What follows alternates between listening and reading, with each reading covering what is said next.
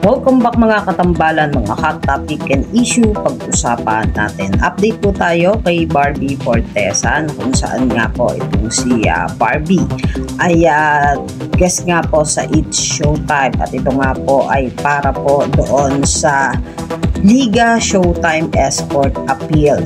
At makikita naman po na sa entrance itong si Barbie Fortesa nang ipakilala nga siya bilang judge ay talaga namang nakakaaliw itong si Barbie at sumasayaw-sayaw pa at labas pa nga ang puso nitong si Barbie Fortesa na napaka-sexy nga doon sa kanyang suot at talaga namang tuwan-tuwa nga itong si Barbie Fortesa at sumasayaw pa nang ipakilala nga siya bilang judge sa It's Showtime. At kasama naman itong si Barbie ang kanyang kumare na si Kaylin Alcantara at si Miss Rupa Gutierrez. Makikita naman kay Rupa at kay Kaylin na napakaganda nga nito bilang judge nga ng It's Showtime.